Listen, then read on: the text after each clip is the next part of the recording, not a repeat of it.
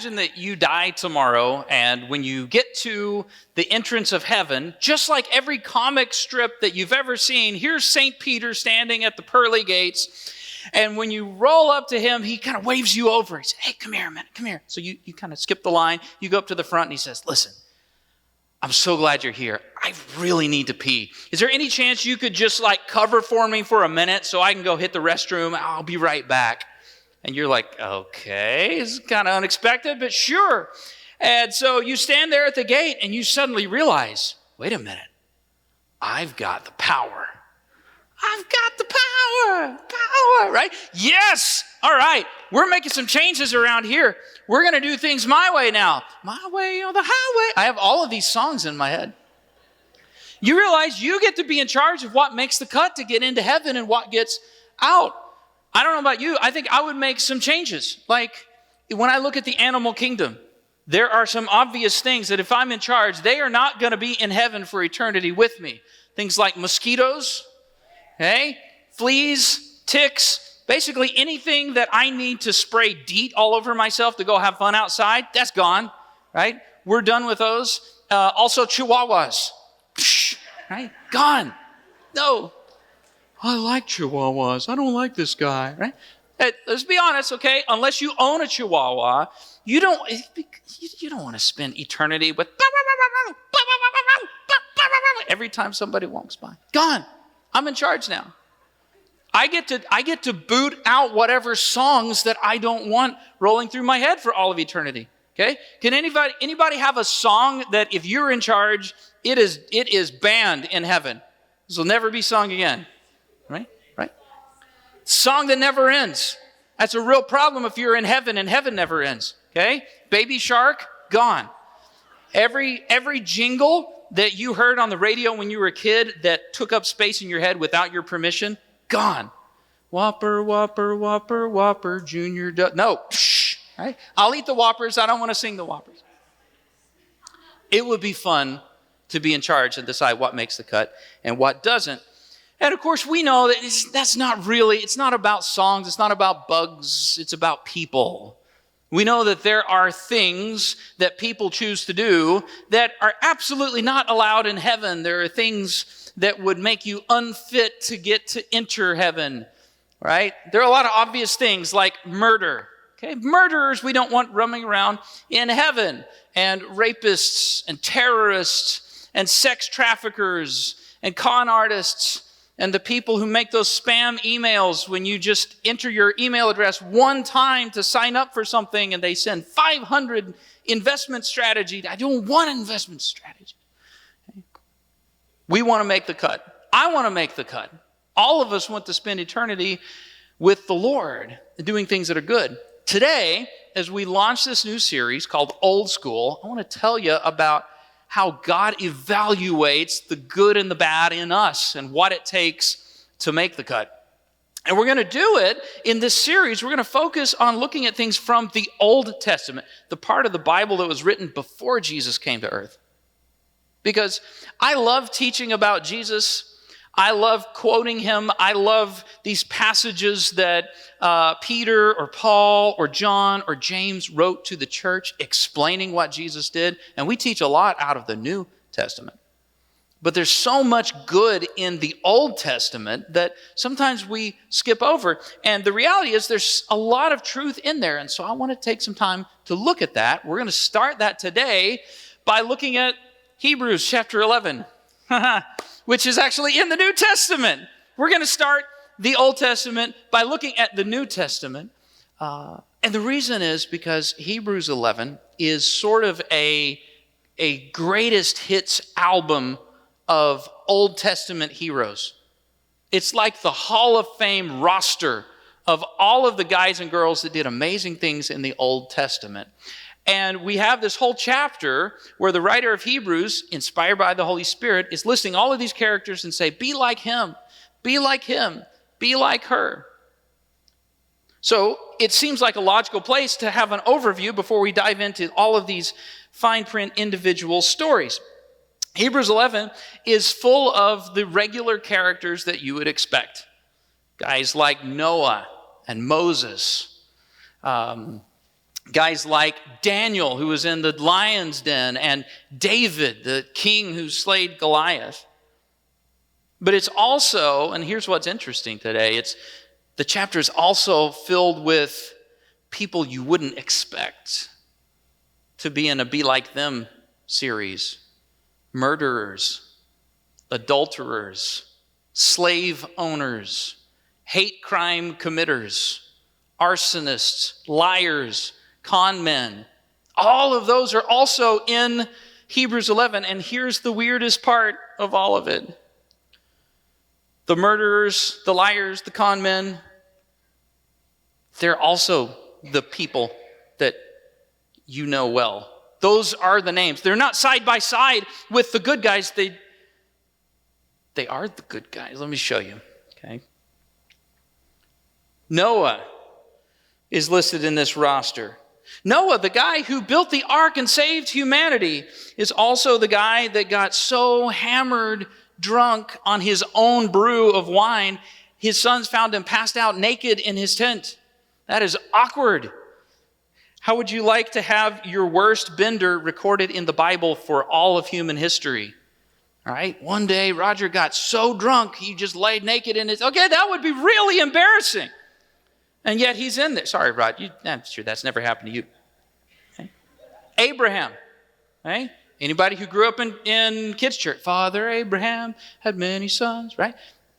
Abraham also had sex with one of his slaves. And she got pregnant. And his wife got so upset about it that in order to make his wife happy, he kicked this slave and her son out into the wilderness to starve to death. That guy is in the chapter. It's full of issues. It's full of people with brokenness. Jacob, the guy who got his name changed to Israel, the literal namesake of the nation of Israel, was a con man who repeatedly cheated people out of stuff by lying. Moses, the guy who parted the Red Sea, Moses didn't just kill somebody, he committed a racially motivated murder. Okay, you want to talk about hate crimes? That was him. Rahab was a literal prostitute.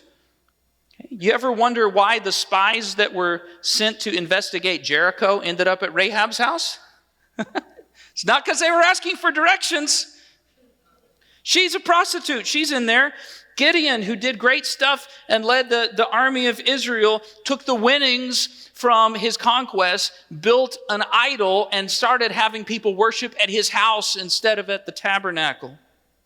Samson was an arsonist, a womanizer, and a frequenter of prostitutes. David, the king who slayed Goliath, also seduced one of his best friend's wives while he was out of town. And then when she got pregnant, he had his friend killed to cover up what he did. And this is my favorite, which is a really weird thing to say when you're talking about people's issues. I should have picked a different word, okay? The most interesting to me, it's in there, you can read it, a guy named Jephthah. Now, you know Moses. You probably have never heard of Jephthah, okay? He's also in this list of heroes, this Hall of Fame roster. Jephthah was an illegitimate son of a prostitute who went out and formed a gang of bandits, and he killed his own daughter. Did I lose my mic here? We still have that? Okay. And he killed his own daughter in cold blood. Okay? How about that for a Hall of Fame? Okay? These people every one of them, they all have issues. And if you're me, you're hearing this and you're like, okay, how is that the Hall of Fame? Is this off? Did we lose it? Bring that mic up here. We'll just switch. Is that red? Okay. Okay, I'm going to turn that off. We'll go to this one. All right. If you're looking at this list of people, make sure that we're good for our online folks too. Okay. If you're looking for this list, you're like, how is this a Hall of Fame? This is, any baseball fans, this is like an entire Hall of Fame of Pete Roses. They're supposed to be kicked out. How is this the list? And how is this in the Bible as be like him, be like him, be like her, when they've all got major issues? There's something important that we learn by reading this. And it's something that I want you to write down. So if you've got YouVersion Live on your phone, this will be in there. If you're filling in the blanks live here in the room, you can write this in. We'll put it up here on the screen. We learn this. Every good guy has a dark side. Every single one. When you look through the Bible, every good guy in the Bible has a dark side. Everyone who did stuff right also did stuff wrong and has brokenness inside of them. Real life, and I love superhero stuff. I've watched like the whole Marvel universe, all the way up there for a long time. Real life has no Captain Americas. Okay? There are none of those. Real life is all the Punisher. He's a good guy who sometimes I think maybe he's a little bit of a bad guy. Okay? And that's what we see in the Bible time and time again. You have these people with stuff that's broken. And what is so valuable by looking at that is that when I look at the things that they did as ancient people living on the other side of the world, I realize they're actually not that different from you and me. Because I look at the heroes and I see what their brokenness are. It's things like alcoholism. It's stuff like infidelity. There are things like fudging the truth or lying to get what you really want. I see men who abuse and take advantage of women. I see women who abuse and take advantage of men's attraction to them. And I say, well, they're really not all that different. That's the same stuff that we have today. Those are the same problems today. There's a valuable lesson when I see that. We'll put that up on the screens too. Okay? Human nature never changes. The details change. But the core motivations in there, they never really change. And when you read these stories from the Old Testament, we're going to spend all summer looking at different characters and seeing what we can learn. I want to lay the groundwork for that. Every single one of them that we look at, they have brokenness deep down inside of them, just like we do. Hate crime is not something new, and it's not something exclusive to America. Moses killed the dude because he was beating an Israelite, and he was an Israelite himself. All of these things, these people who are heroes from the Bible have things that are just as bad as some of the villains from the Bible. And when I look at that, I say, okay, how does that work then? God, why would you pick those people, or why would you record that stuff about those people? But when I actually read what the Bible says about these guys, I get a clue. So let me read part of that. We'll put it up on the screens here. Hebrews chapter 11, verse 7. It was by faith that Noah built a large boat to save his family from the flood. It was by faith that Abraham obeyed when God called him to leave home and go to another land. It was by faith that Moses left the land of Egypt, not fearing the king's anger. It was by faith that Rahab the prostitute was not destroyed with the people in her city. And it goes on and on listing these people. Do you notice what I don't see listed in Hebrews? Hebrews doesn't mention that Noah got stone drunk and laid out naked. Hebrews doesn't mention that David slept with his friend's wife. Hebrews doesn't mention all of these things. It points out something different in them. And we see this when we come back over here. We see this in verse 39. Okay? All of these people earned a good reputation. They earned a good reputation. They were remembered differently, not because of what they did wrong. All of these people earned a good reputation because of their, you say it, because of their faith. And see, all of these people did great exploits. But Hebrews said they didn't earn a good reputation because they won the battle. They didn't earn a good reputation because they did some good things. They earned a reputation because, go back there, they earned a reputation because of their faith. And that's good news for people like you and me if we find ourselves with a lot in common with these ancient people. It's good news. And here's what else I want you to write down, okay? You are not defined by your faults. You're defined by your faith. Just like all of these flawed people that we see, just like all of these people who had brokenness and issues, and they played out differently than they do with you and I. They're different problems, but really at the core, they're the same problems. And just like them, you are not ultimately defined by your faults. You're defined by your faith. See, we have this weird idea in our society, and maybe this has been you, maybe this still is you. I've seen this over and over again, where we think of getting into heaven. Okay, what do I need to do to clear the bar and make it into heaven? What do I need to do to be on God's good list in this earth? What do I need to do to get God to listen to my prayers? What do I need to do for God to be happy with me? And we tend to see it as sort of a balance, a scales. And we say, okay, I know that there's a fair amount of bad in my life that's weighing down. So if I do enough good on the other side of the scale, it will outweigh the bad in my life. And if that were the case, some of these guys, I could totally see them being in there. Okay, Noah, we know, it's making your own wine and getting drunk on it is a bad idea. But the dude built a boat and literally is responsible for saving the human race from extinction. I think he did enough good to outweigh the bad, right? That seems fair. Some of these guys, the bad's pretty bad.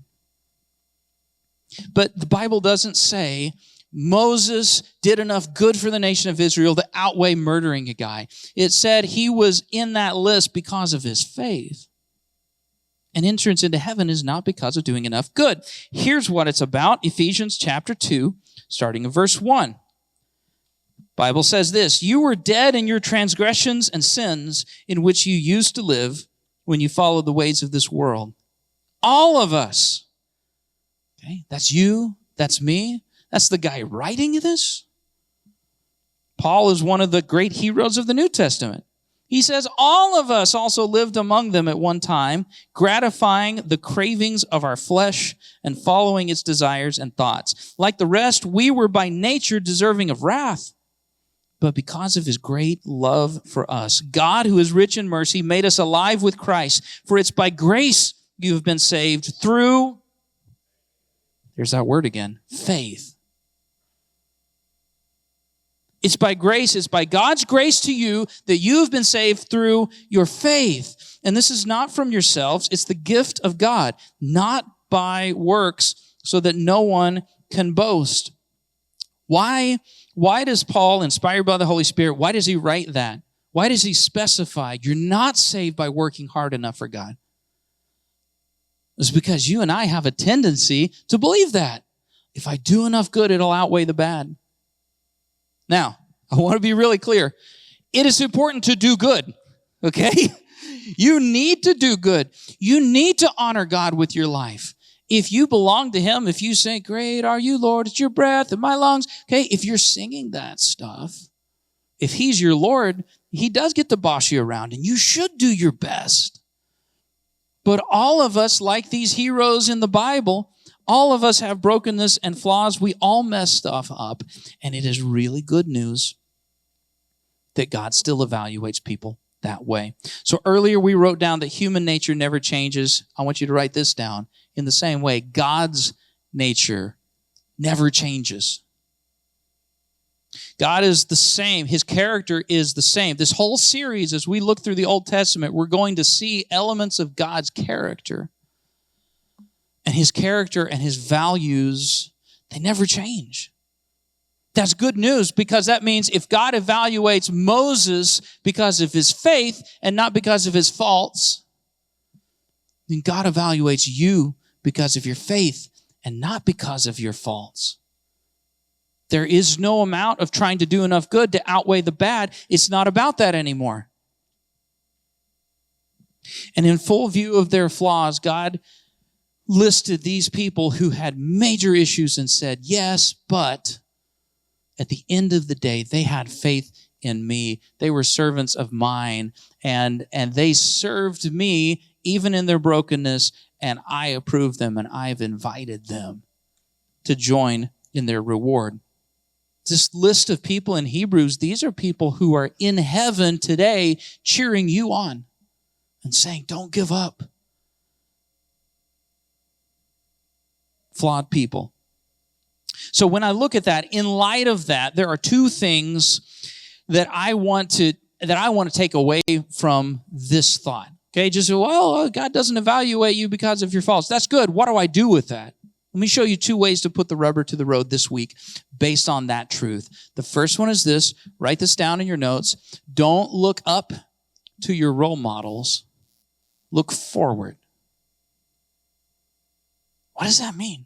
Don't look up to your role models. Don't look up to your role models. Don't look up to those people, those mentors in your life, the people who seem to do it right, the people who are further along the path. Don't look up to them. Look forward. Here's what I mean. All of us, whether it was your big brother, whether it was your mom or your aunt who stepped in when mom maybe didn't have things together, maybe it was a coach, maybe it was a teacher, maybe it was a social worker, maybe it was a political figure, maybe it was your youth pastor. All of us at some point in life have seen someone who is more mature than us, and we've said, I want to be like them. I want to do it like them. And there's value in that. We need mentors. I have people that I have leaders, strong Christian men and pastors. My dad is one of those. Roy Rhodes is one of those. I have these guys that I say, man, I want to pattern my life after them. But it's important when I do that I don't put them up on a pedestal that's 3 steps higher than where I am and say, they don't have problems. They don't have flaws. They might have been broken like I am, but they fixed everything and now they're just like Jesus. Because what inevitably happens to people that we put on pedestals? They fall. And the higher the pedestal is, the more damage that's done when they fall. And when you put people up there and say, they're not like me, they don't make mistakes, they've got it all figured out, when they fall, you lose faith in humanity. When the pastor that I grew up with this pastor, has a moral failure, it doesn't just like, well, that's a bummer, let's find a new church. It's like, if pastor whatever can't do that, what chance do I have? One of the most lethal toxins, okay, I learned this week. This is a little bonus piece. If you like garlic-infused olive oil, do not make it at home. Legitimately, like buy it, okay? Because if you grind up garlic and you put it in oil and you sit it out on the shelf, it begins to grow this bacteria that doesn't grow in most other things. And at a high enough level, it creates this toxin that could kill you if it sits out on the table for a week. A tiny amount, 40 grams, they said 40 grams of this toxin is enough to kill every human on the planet. It's highly toxic, okay? That's free bonus content. Okay? Disillusionment is a highly toxic element that has crushed so many people's Christian walk. Because they believed in somebody, and when that person had a great fall, they said, well, if they can't do it, I can't either. And if they fell, then everything they ever taught me is also suspect. Look forward to the people who are further along the path than you are, but understand they're just as broken as you are, okay? And that's this guy too. Listen, I'll come back up in a minute, Kate, okay? I'm on an equal playing field with you. I am not somehow impervious to the things that you are. I'm not somehow, well, Pastor Chris doesn't have any problem. Okay. I'm just as tempted by all of these things you are. And I'm just as likely to mess stuff up as you are. We're all in this together. Every good guy has a dark side, but we're not evaluated by that. So don't look up to your role models, look forward. Last thing to write down is this. And before you put that up on the screens, hang on. I'm keeping you on your toes, okay? I believe this as I was preparing this. I believe that some of you are in this room today just so that you can hear this. Some of you happen to be watching today. This is the day that you decided, let me fire it up, just so that you could hear that. I really believe this. So I want you to lean in and listen, okay? Put that up on the screens. I want you to write this down. If God doesn't measure you, it doesn't measure your worth by your faults, then neither should you. If God is in heaven and he's saying the thing that Dan is worth is not what he's done right or wrong, but his faith in me. If God is up in heaven saying, I'm evaluating Julie based on her relationship with me and not her doing enough good to outweigh the bad. If God is evaluating your worth by your faith and not your faults, then who are you to determine your self-worth based on your faults? We all have a tendency to do that. And as Mark comes back up, that's been me too. Because every one of us has a dark side. Every one of us has brokenness in us because we are still living on this planet. We are still humans who are flawed. And sometimes those flaws are more visible in different ways than others. Okay, the truth is, some of you in this room, online, some of you, you know your flaws, your spouse knows your flaws, your parents know them, your classmates know them, everybody knows your issues. They're just wide open for everybody to see.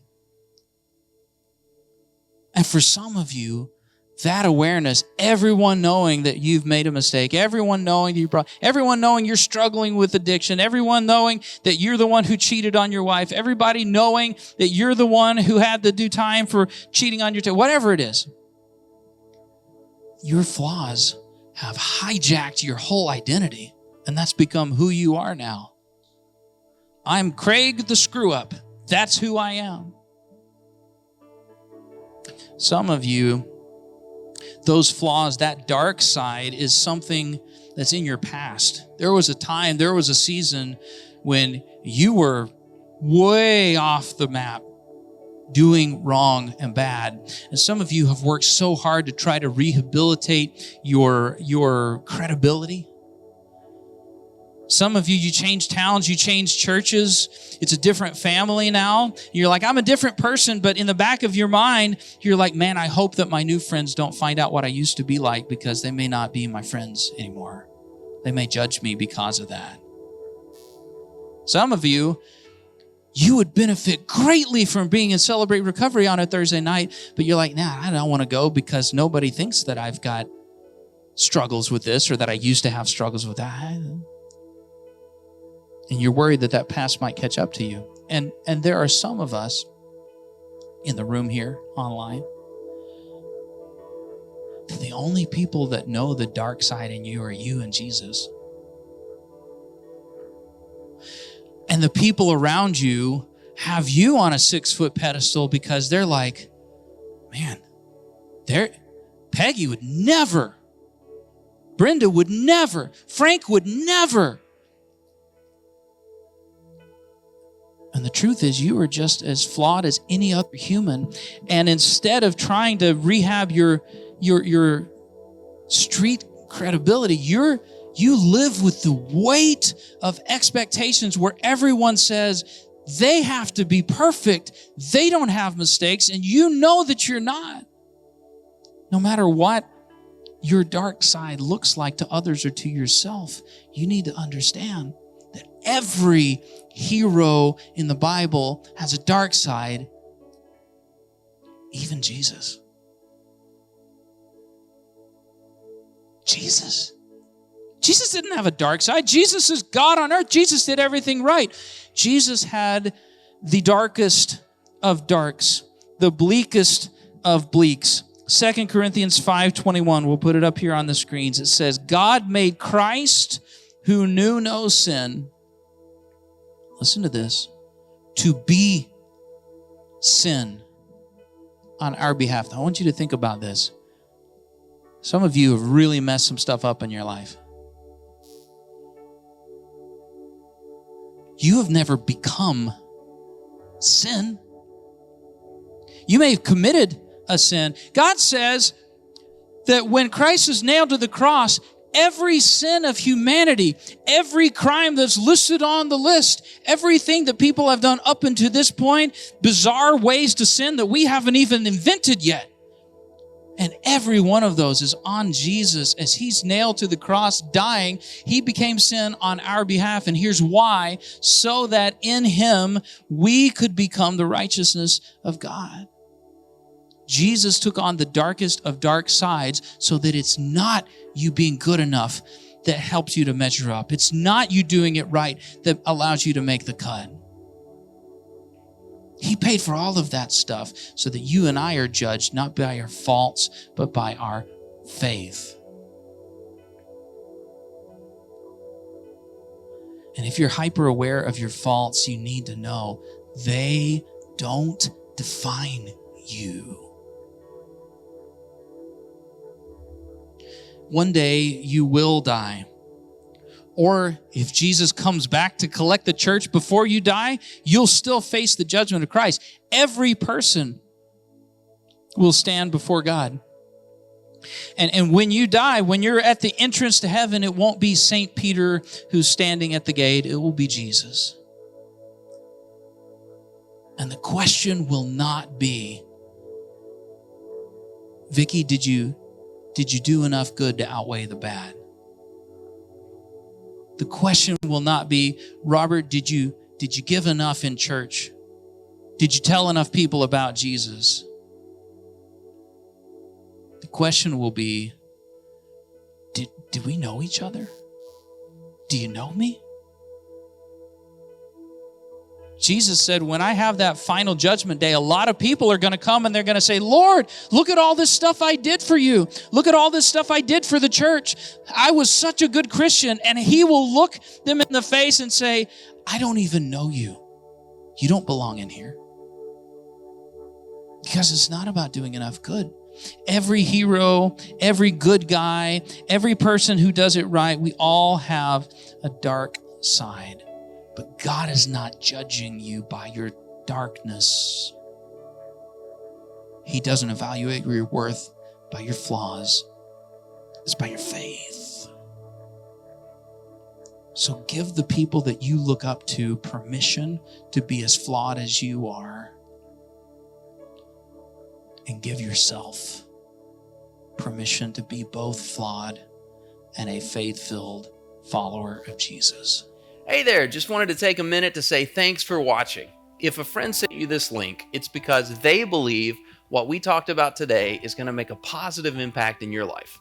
And if it did, there's probably somebody that you care about who could benefit from it. So take a minute to share this video with somebody. Post it to your timeline or send them a direct link. And if you're able, take a minute to give using the link at the bottom of the description on this video. One last thing. Maybe you feel a tug at your soul and you're ready to take the next step in your spiritual life and form a relationship with God. We've got folks here who would love to talk with you about it. So just text prayer to the number on your screen and we'll follow up with you. It's also in the description on this video in case that helps. Thanks for watching and we'll see you next time.